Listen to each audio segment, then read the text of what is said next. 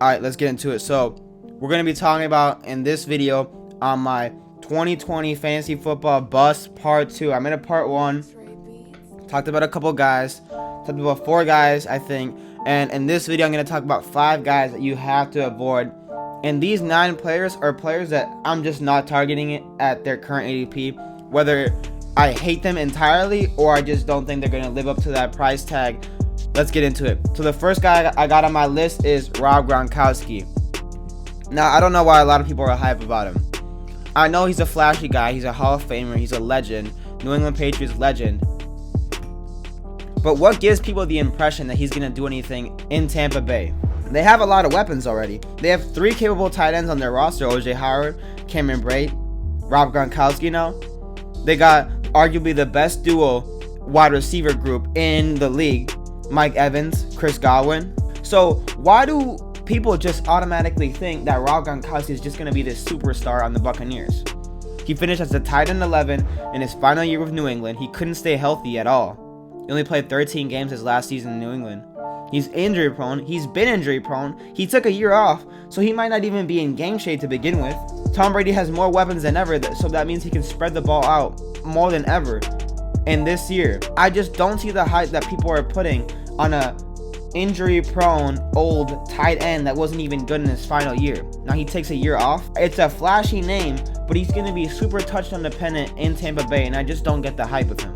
The second player I'm going to talk about is Leveon Bell. And again, I don't know why people are so high on Leveon Bell. They didn't improve the team at all this year. Like, at all. If anything, they got worse. They lost Robbie Anderson. They upgraded the offensive line a little bit, but this could be the worst team in the league, period. They don't really have anyone good. They've had a couple players opt out. Jamal Adams just left the building. Maybe that's a positive for fantasy football, but I'm not targeting any player on an Adam Gase offense. Adam Gase even hates him. They signed Frank Gore.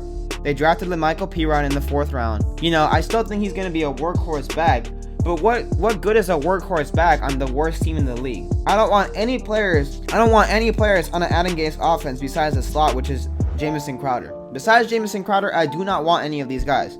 Now, this is probably going to be a guy that I target when Adam Gase gets fired in the middle of the year, because he's such a bad coach, because he will get fired in the middle of the year.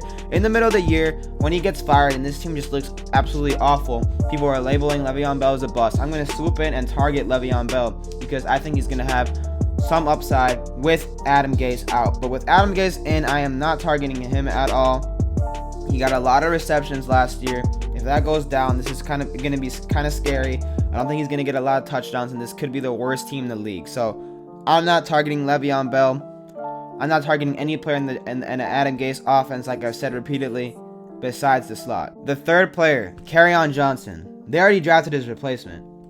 They drafted DeAndre Swift in the 2nd round. He's been injury prone. He's on a pass-first offense, and he might not even be that good. You know, he's never really stayed healthy for us to really see how good he is. I think when he was the workhorse last season, the starter for the Lions, he only averaged like 3 yards a carry. I don't think that the dude's that good. They have a lot of running backs on that roster. He's super injury prone. And I just think DeAndre Swift is a way better running back. Miles better than Kerryon Johnson. So I'm not targeting Kerryon Johnson anywhere. He's not even going to produce when he's the starter. I think DeAndre Swift wins this job quicker than we think. And I think Kerryon Johnson gets injured quicker than we think. So I'm avoiding Kerryon Johnson at all costs in 2020. I don't like him at all. The 4th player, T.Y. Hilton, another injury-prone player. Like, I did this all the time in my first bust video. I'm just avoiding a lot of these injury-prone old players.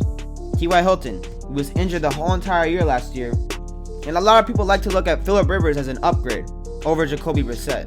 I think Phillip Rivers is done, guys. Phillip Rivers is done. He didn't show anything last year, and I know he comes into a better situation this year with one of the best offensive lines in the league. But T.Y. Hilton is already injured. He's already been injured in training camp with his hamstring. He can't stay healthy. He's hitting that 30-year-old age range where I'm just not comfortable. He didn't do anything even last year when he was on the field. He averaged 12.5 points a game on average when he was healthy. And that's not even that's nothing to be, wowed about. They drafted Michael Pittman with I think the first or second pick, they still have Paris Campbell, who was injured the whole year, who's going to play the slot. And who does Philip Rivers like? The slot and the tight end. I think Jack Doyle and Paris Campbell are going to be the two beneficiaries of Philip Rivers in this offense, along with Nyheim Hines, who's going to be the Austin Eckler type of running back for Philip Rivers. I'm avoiding T.Y. Hilton at all costs. I think Philip Rivers is not going to be able to support T.Y. Hilton in any way to live up to his ADP right now. He's injury prone, and I just don't like this offense for T.Y. Hilton, so I'm avoiding him. I wouldn't be surprised if this is the year where this is the downfall of T.Y. Hilton. I don't even think there's that much of a upgrade in quarterback from Jacoby Brissett to Philip Rivers. I don't think there's not even much of an upgrade. Philip Rivers is done. Don't buy into the hype of T.Y. Hilton. He's going to bust. I don't see any way where he actually succeeds in this offense. Miracles happen, but I'm avoiding T.Y. Hilton in 2020. The last player I have on my list for 2020 bust is Melvin Gordon. Now, this isn't a guy that I'm super low on and I hate like these other guys that I've been mentioning, but this is just a guy that I don't believe in him. I don't even think that he's the best running back in this backfield. I think Philip Lindsay is better than Melvin Gordon.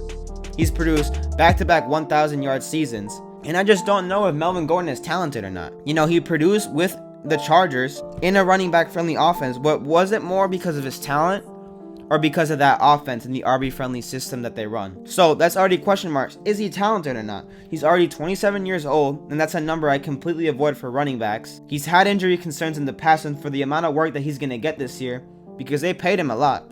There's just a lot of question marks. Again, with this offense, will Drew Lock be anything? I'd rather go Philip Lindsay later on than take a shot at Melvin Gordon really early on and potentially waste a pick, because I do believe that Philip Lindsay will take over Melvin Gordon at one point this season. When is it going to happen? I don't know. But I think Philip Lindsay is just going to be way more explosive than Melvin Gordon, and the team's going to look at him and be like, yeah, Philip Lindsay's been this guy. Why did we replace him? So I'm out on Melvin Gordon in 2020. I'm not going to be drafting him. I wouldn't mind him as...